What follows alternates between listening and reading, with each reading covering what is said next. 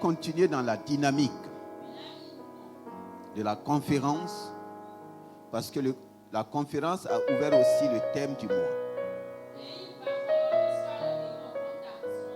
Le mois de la conquête victorieuse. Et nous avons suivi la conférence des conquérants vainqueurs.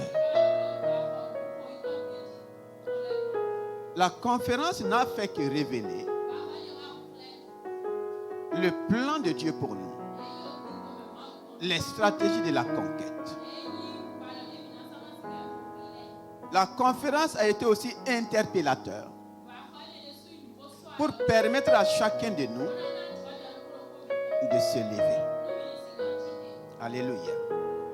Et le thème du mois s'y est même avec la parole. Quand la maman nous a permis de découvrir dans Deutéronome 1, à partir du verset 3, dans la 40e année, au 11e mois, le premier jour du mois, Moïse parla aux enfants d'Israël selon tout ce que l'Éternel lui avait ordonné de leur dire. Le 11e mois, je peux dire ce matin que le livre de Deutéronome est le livre du 11e mois. Depuis son premier chapitre, quand vous lisez le livre de Deutéronome, vous allez voir tout ce que le Seigneur a fait pendant les 40 ans. Le livre de Deutéronome met l'accent sur les 40 ans. Ils ont fait 40 ans de parcours. Et Dieu les arrête au 11e mois du 40e année pour dire: j'ai donné la vision dans le livre d'Exode. Quelle était la vision de Dieu pour ce peuple dans le livre d'Exode? Dans Exode 3, le verset 7, nous allons voir. Vous savez, la Bible n'est pas, c'est pas des livres placés par hasard. Ça suit le plan de Dieu. Dans le livre d'Exode, le Seigneur va dévoiler sa vision. Et va aller jusqu'à accomplir la vision. Maintenant, le livre de Lévitique, le livre de Nombre, maintenant c'est la marche dans la vision que Dieu a accomplie. Dieu dit qu'il a vu la souffrance de son peuple. Dieu dit qu'il connaît ses douleurs. Et il est descendu pour faire quoi? Pour le délivrer. Alléluia. La vision du Seigneur se passe à deux niveaux. Premièrement, délivrer. Maintenant, deuxièmement, les transférer du lieu où ils étaient pour les amener dans un autre lieu. Et pour les amener dans ces lieux, il faut une traversée. Et c'est dans cette traversée qu'ils vont rencontrer des épreuves.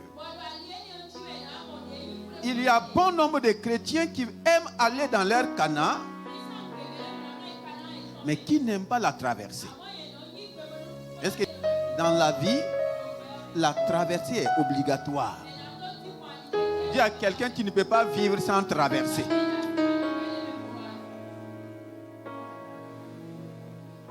Est-ce que tu es d'accord?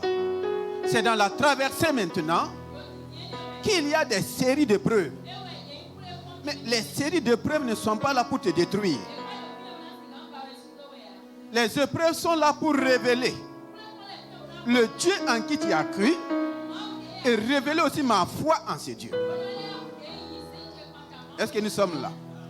Donc, dans Exode 3, le verset 7 à 8, qu'est-ce que le Seigneur dit? Et j'ai entendu les cris que lui font pousser ses oppresseurs, car je connais ses douleurs. Je suis descendu pour le délivrer de la main des Égyptiens et pour le faire monter dans ce pays, dans un bon et vaste pays, dans un pays où coule le lait et le miel, dans les lieux qu'habitent les Cananéens, les Héthiens, les Amoréens, les Phérésiens, les Héviens et les Jébusiens. Alléluia. Amen. Après avoir révélé sa vision, il dit, je suis descendu. Pour faire quoi? Pour délivrer ce peuple et le conduire dans un bon pays, dans un vaste pays, dans un pays où coule le lait et le miel. Délivrer et conduire dans un autre pays. Cela se passe aussi avec nous. Et nous ne devrons pas perdre de regard cette parole. Il n'a pas dit, je suis descendu pour vous aider dans la délivrance. Ou bien, est-ce qu'il est descendu pour les aider dans leur délivrance? Pour les aider à sortir de l'Égypte? Il est descendu pour faire quoi? Pour la délivrance concerne qui? Qui opère la délivrance? C'est celui qui est descendu. Et le plus souvent, nous ne savons pas. Il dit qu'il est descendu lui-même pour les délivrer. Donc c'est lui qui délivre son peuple. C'est lui qui me délivre. Et il dit, c'est moi aussi qui vous conduit. Il est le conducteur dans le bon pays, dans le pays où il y a le lait et le miel. Si nous ne savons pas garder la parole de base, nous allons manquer notre conquête. Et nous pouvons même ne pas rentrer. Quand Dieu donne une parole, si tu es attentif à cette parole, tu vas te rendre compte que tout est dans ce que Dieu a dit. Je suis descendu pour délivrer et pour conduire. Colossiens 1, il dit de rendre grâce au Père qui vous a rendu capable de prendre part à l'héritage des saints dans la lumière, qui vous a délivré de la puissance des ténèbres et qui vous a transféré où? Dans le royaume de son Fils bien-aimé. C'est lui qui délivre et c'est lui qui transfère. S'il a pu te délivrer, il pourra aussi te transférer. S'il n'a pas pu te délivrer, il ne pourra jamais te transférer.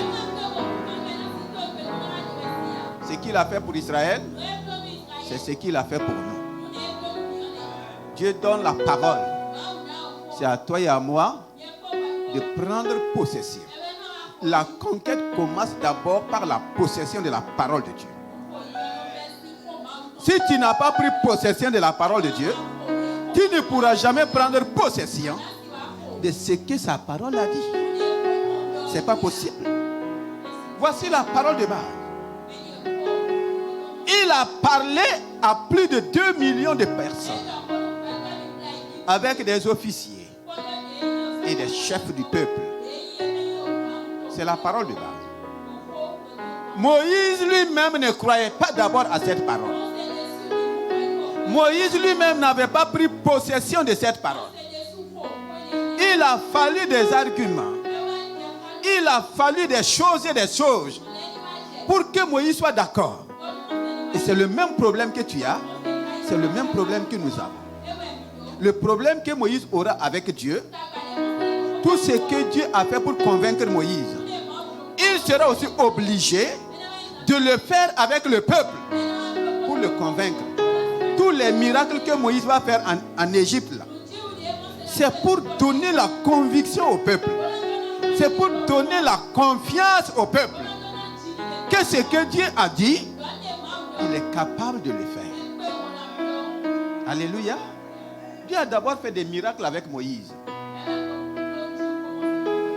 Le miracle du buisson ardent. Le miracle de la lèpre. le miracle de la Vierge, qui est devenu quoi? Un serpent. Donc, Moïse a commencé à expérimenter la puissance de Dieu. C'est ce qui lui a donné la confiance. Sinon, il avait dit à Dieu, connaissant Pharaon là, moi je ne sais pas parler. Je n'ai pas la langue facile. Il faut envoyer qui tu voudras. Je renonce à ton envoi. Beaucoup renoncent. Il dit à Dieu, je renonce. Je ne sais pas si toi tu connais Pharaon comme moi je le connais. Je ne sais pas si tu connais la réalité de ce que je vis comme moi-même. Qu'est-ce que je peux connaître plus que Dieu? Qu'est-ce que je peux voir plus que Dieu? Rien. J'ai vu, j'ai entendu, je connais, je suis descendu pour délivrer. Il n'a pas dit que c'est Moïse qui va les délivrer. Le problème c'est quoi? Quand Dieu commence avec un homme, au lieu de regarder à Dieu, le plus souvent le peuple détourne les regards de Dieu et ils vont tourner les regards sur l'homme. Mais n'oubliez pas qu'on dit homme de Dieu. Homme de quoi? Si Dieu n'est pas avec moi, on va m'appeler homme de Dieu.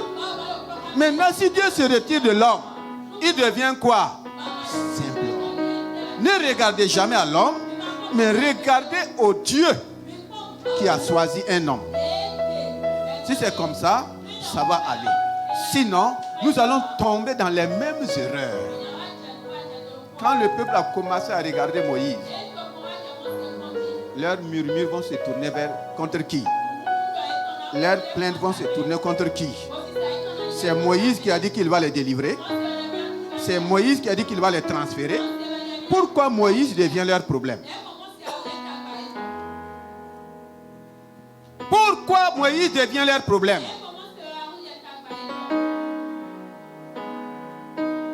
Effectivement, ils vont tomber dans ce piège.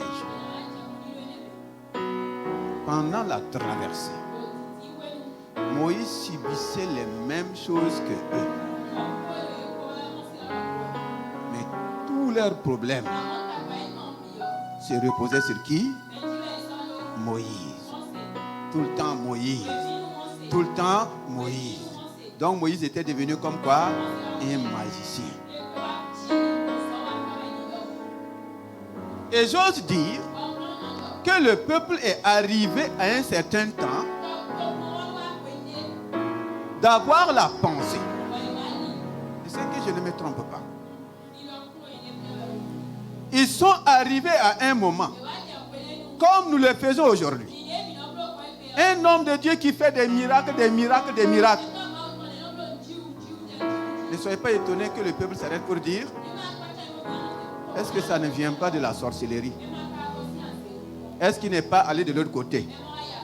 Mais voici que Moïse aussi les a laissés et allait faire 40 ans ailleurs. Ils ont commencé à dire, est-ce que ce n'est pas une nouvelle magie que Moïse est revenu? Et il se permet de dire que c'est Dieu qui l'a envoyé. Voici la réalité que nous avons aujourd'hui. Ils ont commencé à douter.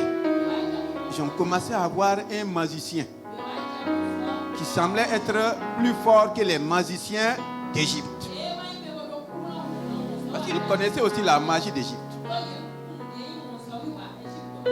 Faisons beaucoup attention. Dieu nous a donné son esprit pour que nous puissions comprendre les choses de Dieu. Et si j'ai l'esprit de Dieu, si tu as l'esprit de Dieu, tu es appelé à connaître les choses de Dieu. Je suis venu, je suis descendu pour le délivrer et le conduire. Donc la conquête appartient à qui? À qui? Du commencement jusqu'à la fin, c'est qui? Parce que c'est lui qui est l'alpha et l'oméga. Il ne commence pas avec moi arriver au milieu et puis me dire, bon, comme je suis arrivé ici, tu peux maintenant, Dieu fait comme ça, tu peux te débrouiller, je peux me débrouiller, je peux faire un pas sans Dieu. Non, c'est lui qui mène la conquête du commencement jusqu'à la fin. C'est lui. Mais il nous arrive de nous détourner de lui.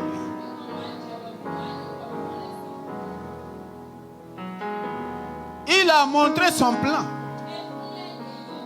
Mais combien vont fixer les regards sur le plan de Dieu? Pendant la traversée, beaucoup vont oublier cette parole. 2 personnes vont garder cette parole. Et le thème de ce matin, la reconnaissance, le secret d'une conquête victorieuse. La reconnaissance. Ne jamais oublier ce que Dieu a dit. Garder jalousement la parole de Dieu dans mon cœur va me permettre de reconnaître régulièrement ce que Dieu a promis de faire et lui rendre grâce. Pour aller vite dans le temps, qu'est-ce qui a permis à Josué et à Caleb de rentrer dans la conquête victorieuse? Au moment où les autres regardaient les défis devant eux, au moment où les autres murmuraient, ils ont oublié que ce n'est pas par leur force qu'ils doivent aller conquérir. Quand ils ont détourné leurs yeux de celui qui les a donné la parole, ils ont oublié la parole de Dieu, ils vont se tourner sur eux-mêmes. Il dit, nous nous voyons par rapport à eux, nous sommes des quoi? Des sauterelles.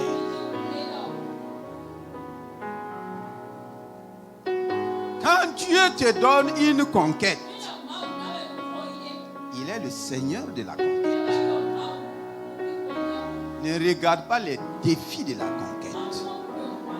Ne regarde pas les épreuves de la conquête. Il ne faut même pas avoir peur. Mais eux, la peur va les trahir. Ils sont allés explorer. Et je crois que nous avons eu un message ici. L'exploration avant la.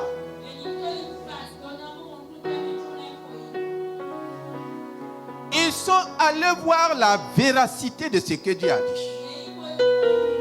Et eux-mêmes ont confirmé que Dieu n'avait pas menti par rapport au pays.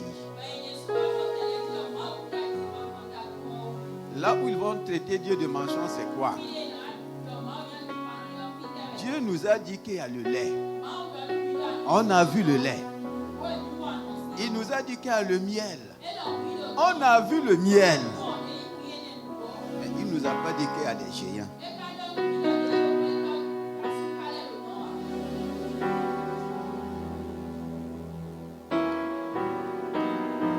Il n'a pas dit qu'il y a des géants.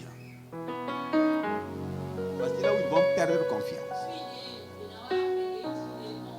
Qui sait pourquoi Dieu ne les a pas dit qu'il y a des géants?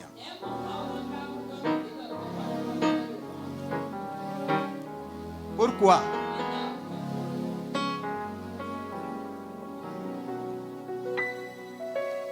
Dans ce que Dieu te donne, Dieu veut que je me concentre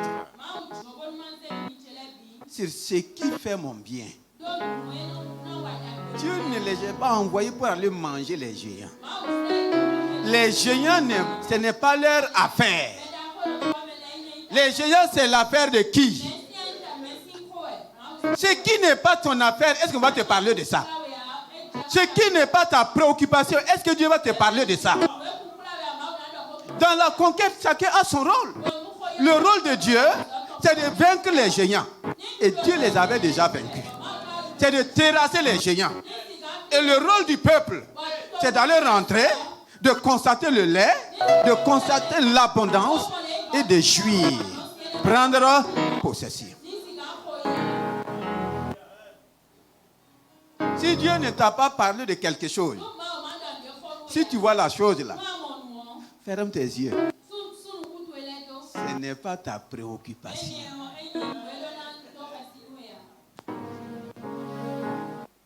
Ce n'est pas ma préoccupation. Maintenant, si je veux me préoccuper de ce qui n'est pas ma préoccupation, qu'est-ce qui va se passer? On va dire qu'il y a échange de rôle. Tu ne peux pas jouer le rôle de Dieu. Je ne peux pas jouer le rôle de... Je ne peux pas. Dieu n'a pas parlé des géants parce que les géants, c'est l'affaire de Dieu. Les géants, c'est l'affaire de qui? C'est l'affaire de Dieu. Notre affaire, c'est quoi? Aller boire le lait, aller jouir de toute l'abondance. Mais si vous laissez le lait et le miel et vous vous préoccupez des géants, c'est là que vous n'allez pas rentrer. La reconnaissance, le secret d'une conquête victorieuse. Ce qui a permis à Josué et à Caleb, au moment où les autres disaient, l'Éternel nous a envoyés ici pour nous faire mourir, au regard des géants, Caleb dit non. C'est lui qui a dit qu'il nous a délivrés. Nous a-t-il délivrés, oui ou non? Avez-vous vu sa délivrance ou bien vous n'avez pas vu sa délivrance?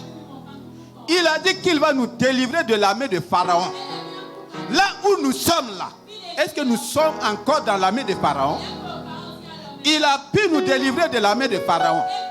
Il dit que c'est lui qui va nous faire entrer dans un bon pays. Il n'a pas dit qu'on va se débrouiller pour rentrer. Il dit, l'Éternel nous est favorable. Sa parole nous est favorable. Allons, emparons-nous du pays. Il n'a pas dit allons combattre. Il a dit allons, emparons-nous. L'Éternel a donné, allons, emparons-nous. Mais ils ont dit non, on ne peut pas. On ne peut pas aller. Ça veut dire quoi? Dieu ne peut pas. Et une fois que tu arrives à dire Dieu ne peut pas, c'est fini entre toi et Dieu. C'est fini. C'est fini. Toi et Dieu, vous ne pouvez plus marcher ensemble. Tu viens de signer ta démission avec Dieu. Souvent nous le disons sans le savoir. Nous comportons sans le savoir. C'est pourquoi Dieu dit ok. Seuls Josué et Caleb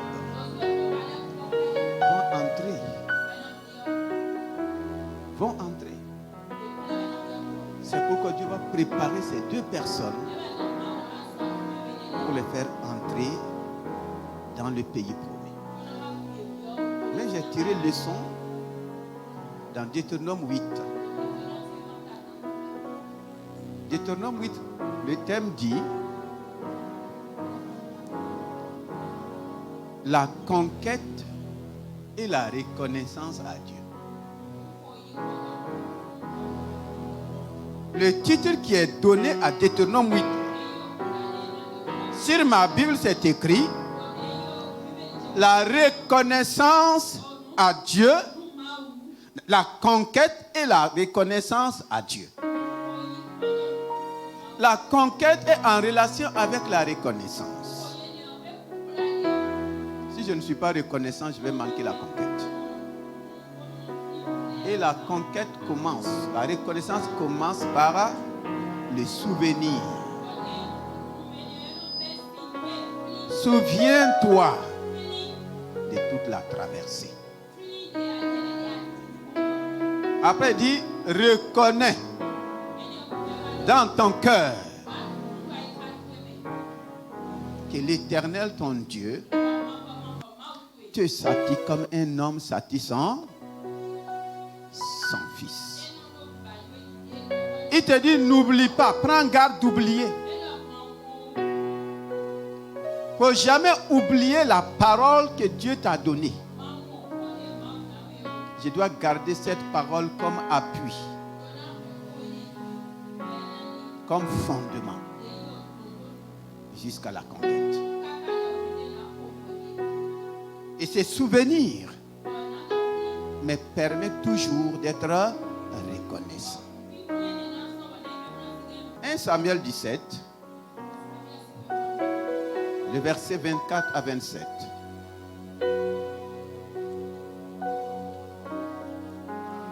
Qu'est-ce que le Seigneur dit? 1 Samuel 17, le verset 24 au verset 27. À la vue de cet homme, tous ceux d'Israël s'enfuirent devant lui et furent saisis d'une grande crainte. Chacun disait, avez-vous vu s'avancer cet homme?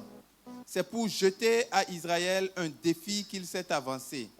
Si quelqu'un le tue, le roi le comblera de richesses. Il lui donnera sa fille et il affranchira la maison de son père en Israël. Alléluia. Amen. Verset Si 26. quelqu'un le tue, quelle récompense il aura? Tout conquérant a des récompenses. Si quelqu'un arrive à conquérir cet homme, à vaincre et à assujettir cet homme, quelle est sa récompense? C'est quoi? Le roi va le combler de quoi? Combler de richesse. Le roi va donner à cet homme sa fille, c'est-à-dire la princesse. Je crois que les jeunes doivent comprendre cela. Quoi en plus? Sa famille sera affranchie. Voici un domaine de conquête à prendre. Qui va prendre cela? Alléluia. Tu peux paraître pauvre dans un endroit et repartir comment? Comblé de richesses. Voici un domaine de conquête très important.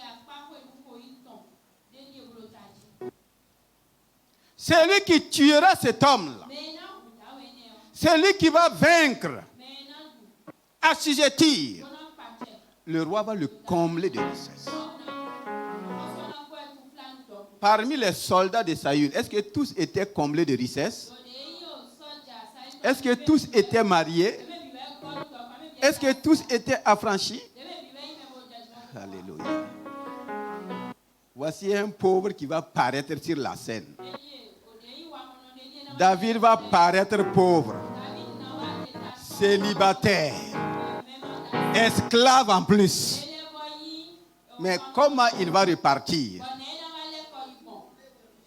Il va repartir comblé de richesses, marié à la princesse charmante, et sa famille est affranchie. C'est ce que la conquête donne. Si tu arrives à conquérir, les richesses sont pour toi.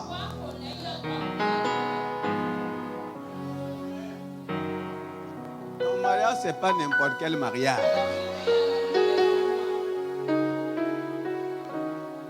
Ah oui. Et ta famille est affranchie. Mais comment il va faire? Voici un jeune homme comme toi et moi qui paraît à un endroit dans une pauvreté chronique. Ses frères ont dit, les versets précédents, à qui tu as laissé notre petit troupeau? Donc, il n'était pas un berger de grand troupeau. Le petit troupeau là, tu as laissé ça à qui pour venir ici? David était en train de leur dire, fini les petites choses. Fini la conquête des petites. C'est pourquoi le dimanche, le Seigneur vous a dit, tournez-vous. Tournez et allez prendre possession. David était en train de se détourner des petites choses pour aller à la grande conquête. Et voici une opportunité de conquête. Et David va insister. Qu'est-ce qu'on va donner? Il y a quelqu'un dans toute conquête, il y a donné. Il y a une autre personne, la conquête est en relation avec ce qu'on a donné. Tu ne peux pas aller conquérir ce que Dieu ne t'a pas donné. Je ne pourrai jamais conquérir ce que Dieu ne m'a pas donné. Il faut être précis dans ce qu'on va te donner. Qu'est-ce qu'on va donner à celui-là qui va tuer cet homme? Et on va répéter encore ce que le roi a dit. Mais comment David va, sur quoi il va s'appuyer? Comprenez ce que signifie la reconnaissance envers Dieu. La reconnaissance envers Dieu n'est pas liée d'abord aux choses matérielles. Non, c'est lié au fait de Dieu. C'est lié au fait de... Si tu oublies ce que Dieu a fait dans le passé, tu ne le verras pas dans le présent. Vous êtes là? Pourtant, beaucoup d'entre nous nous oublions. Ce que Dieu a fait dans le passé, là, il suffit qu'une preuve se présente. Au lieu de reconnaître ce que Dieu a fait dans le passé, nous allons oublier ça et commencer à dire quoi? Dieu m'a... Dans le passé, il t'a abandonné et tu vis jusqu'à présent.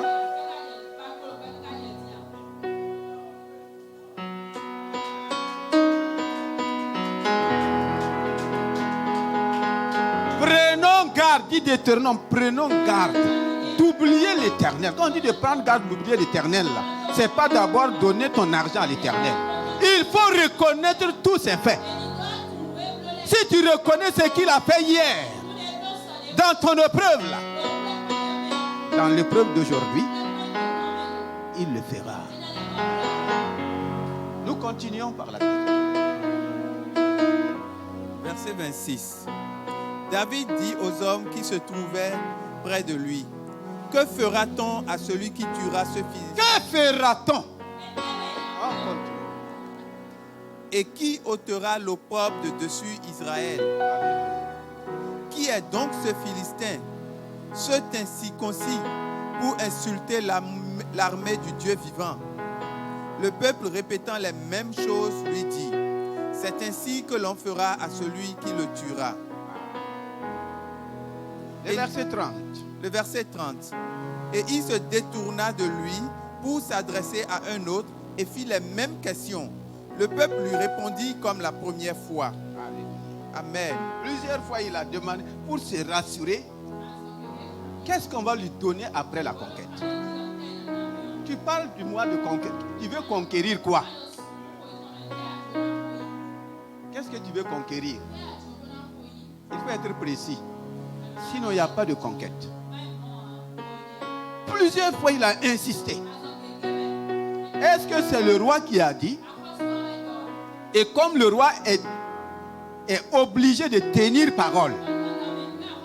Alléluia. Est-ce que Saül va tenir parole?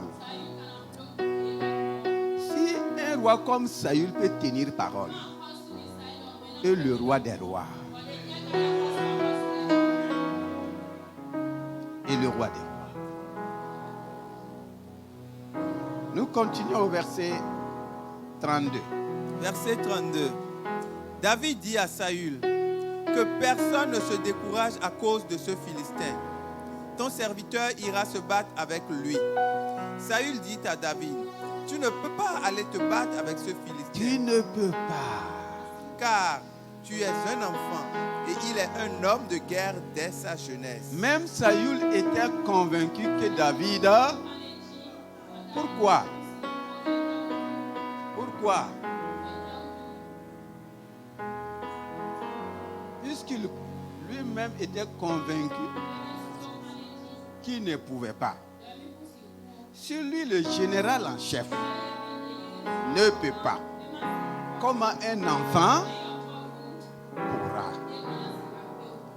Voici la manière dont nous jugeons les choses. Moi, je suis ingénieur, je n'ai pas pu. Comment toi, tu n'as même pas fait des études dans ce domaine, tu pourras?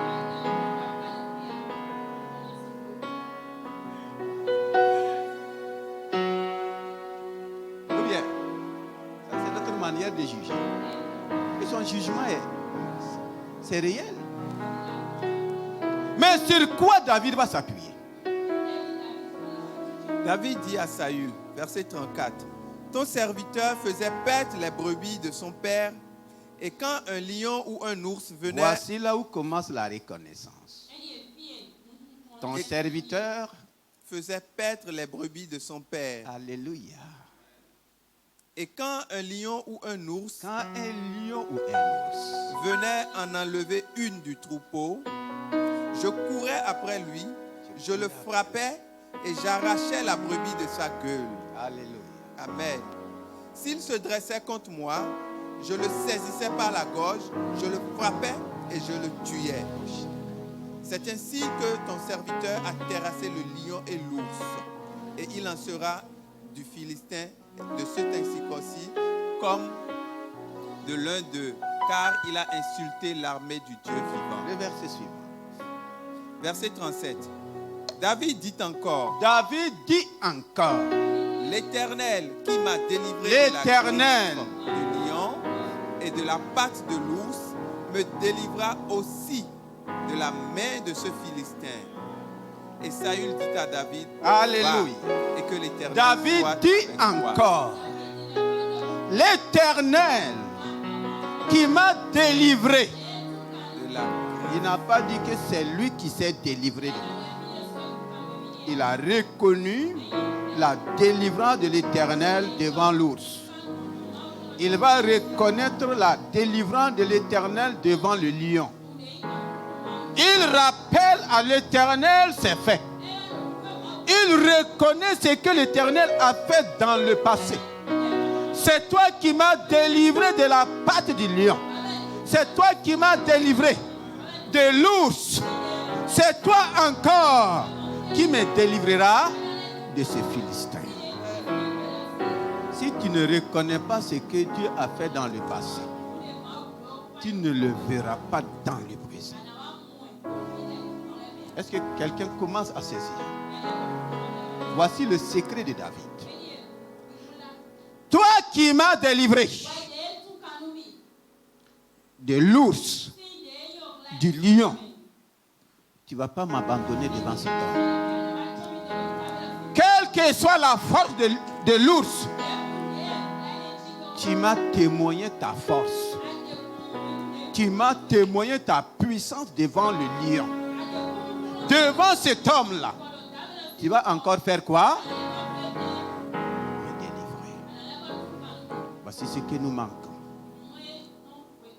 Est-ce que tu es à ta première maladie? Qui t'a guéri des maladies passées? Ce sont tes médecins? Ce sont tes experts? Qui t'a guéri, frères et sœurs? Qui t'a donné le travail? Qui t'a conduit là où tu es aujourd'hui? Tu es à ta première épreuve? Tu es à ton premier défi? Les autres défis là, qui étaient à l'œuvre? C'est toi? Si c'est toi, il faut continuer. Le plus souvent, on croit que c'est nous. On oublie ce qu'il a fait dans le passé. Tu sais ce que Dieu a fait pour que toi tu sois à ce concours-là? Tu sais ce qu'il a fait? Toi, tu crois que tu as postulé? Tu sais que tu as composé? Tu sais ce que Dieu a fait?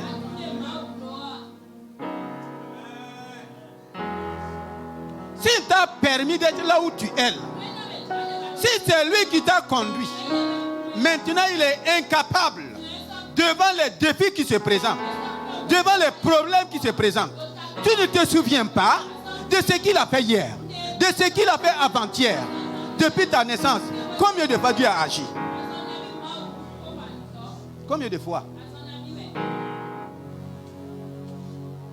C'est toi qui as fabriqué ton mariage? C'est toi? Tu as créé ton propre mari? Ou bien tu as créé ta propre femme? Dieu t'a donné le mariage. Tu t'es réjoui. Les épreuves dans le foyer, il ne peut pas te sauver. Les épreuves, il ne peut pas. Tu as oublié comment il a fait pour que tu sois marié. Tu as oublié comment il a fait pour que tu aies le travail. Aujourd'hui, c'est défi là. Aujourd'hui, c'est Goliath là. Vous savez, derrière Goliath, il y avait quoi? Derrière Goliath, il y avait quoi, évangéliste? Si tu n'arrives pas à voir ce qui est derrière Goliath, tu ne vas pas oser affronter Goliath.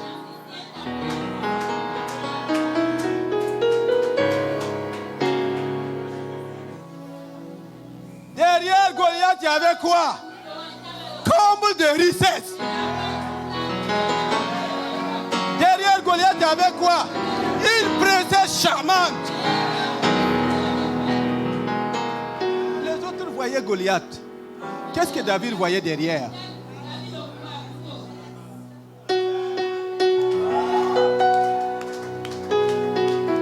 Vous ne voyez pas les choses derrière le preux.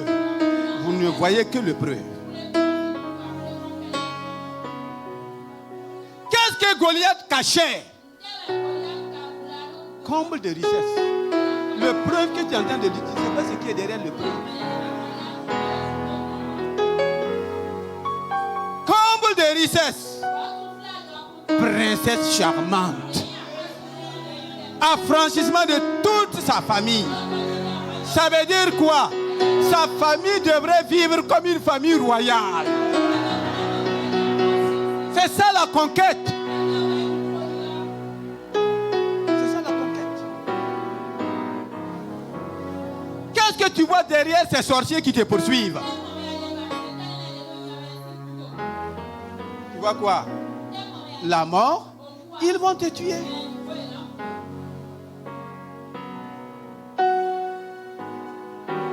Tu crois que c'est pour rien l'ennemi se dresse contre toi?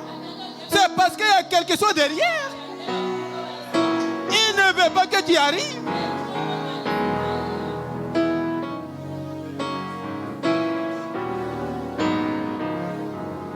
Tu vas te laisser terrifier par l'ennemi. Cependant, derrière l'ennemi, il y a tout ce qu'il te faut.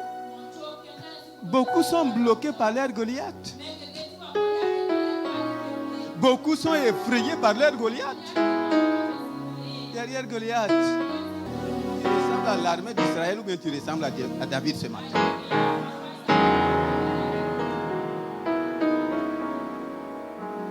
Est-ce qu'il y a quelqu'un qui reçoit la parole?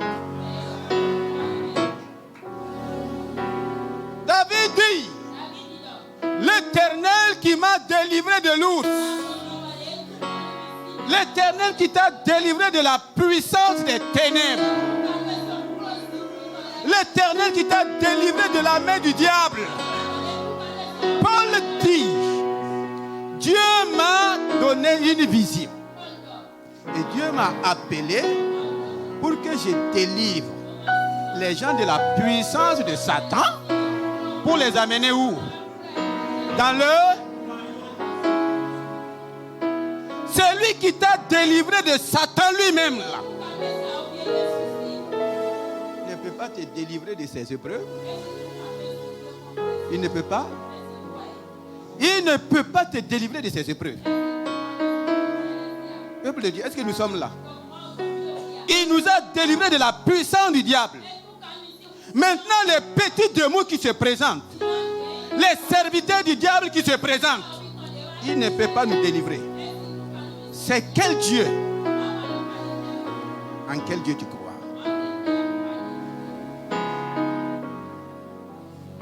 Je ne prêche pas pour faire plaisir à quelqu'un. Je prêche à moi-même. Regarde ta vie. À partir de ce matin-là, tu ne dois même plus avoir peur d'une épreuve. Demande, Seigneur, qu'est-ce qu'il y a derrière l'épreuve? Ouvre mes yeux pour que je vois ce qu'il y a derrière l'épreuve. Ce qu'il y a derrière Goliath. Et je dirai à Goliath, déplace-toi de mon chemin.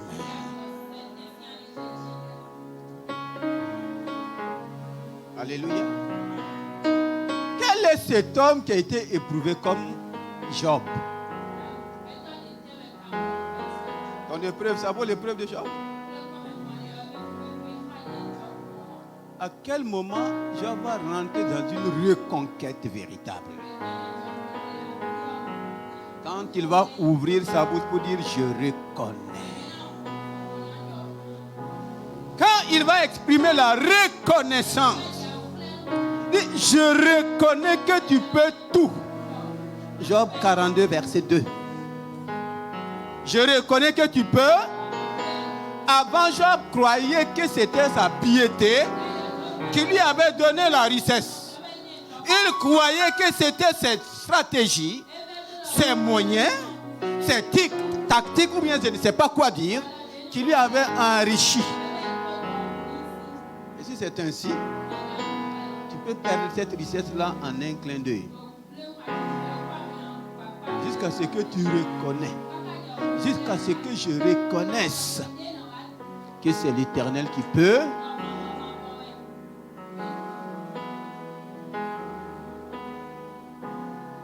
Tu as développé tes stratégies pour te marier. Qui est l'auteur des choses dans ma vie? Qui est la source des choses dans ma vie? Quand Job a reconnu que Dieu pouvait tout, il était en train de dire pardonne. Et il s'est repenti. Il s'est, la Bible dit qu'il s'est repenti. Ce repentir-là, c'est-à-dire il croyait que c'est, en tout cas, dans tout l'Orient là, je suis le meilleur parmi les hommes. Voici celui qui croyait qu'il était le meilleur est devenu quoi? Le plus vil parmi les hommes.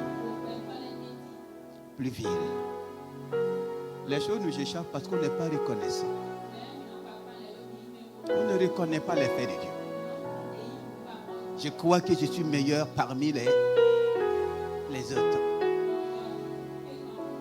Devant Dieu, personne n'est meilleur. Je ne suis pas plus meilleur ou meilleur que toi. Non. Job dit, je reconnais que tu peux tout et que rien ne s'oppose à tes pensées. C'est pourquoi je me repens dans la poussière. Je suis devenu comme la poussière. Et sur cette base, Dieu va tout changer. Si tu développes la loi de la reconnaissance, tout ce que tu as perdu, tu vas le retrouver. Est-ce que ce matin, tu reconnais que Christ a tout fait?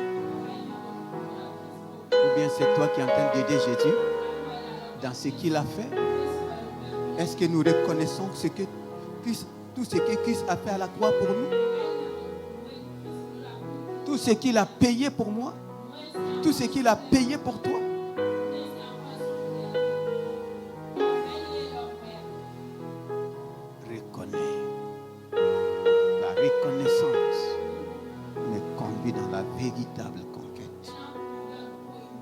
Si ça ne va pas dans ton service, c'est parce que tu ne reconnais pas. Tu ne reconnais même pas la grâce que Dieu t'a accordée d'être dans ce service. Tu ne vois seulement que les problèmes. Tu ne vois seulement que le salaire qu'on ne te donne pas. Mais est-ce que tu reconnais le Dieu qui t'a placé là? Est-ce que tu sais ce pourquoi il t'a placé ici? Ce matin, élève ta voix. Si tu dois te repentir, il faut te repentir. Et commence à reconnaître. J'ai manqué beaucoup de conquêtes à cause de la méconnaissance.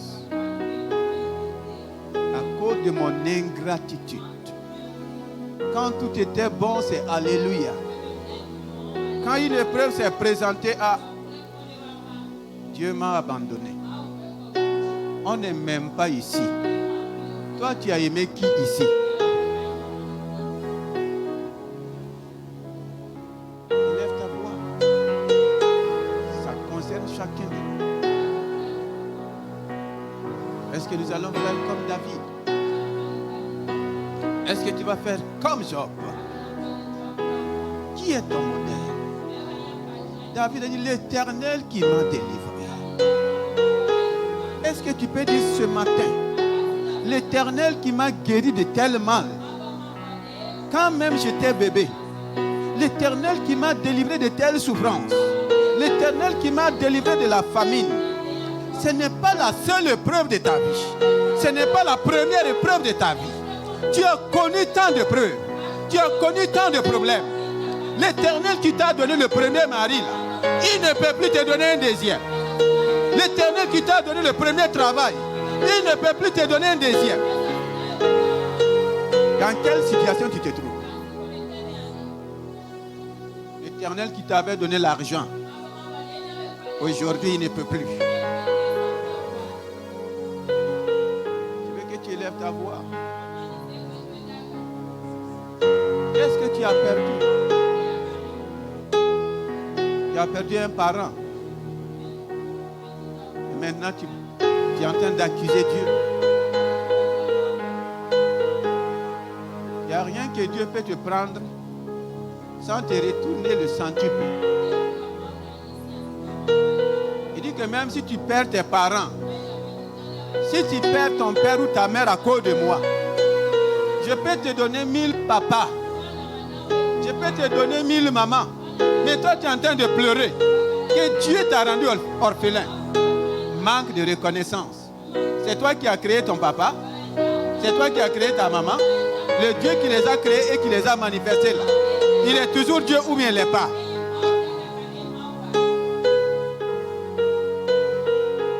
Parlons sérieusement au Seigneur.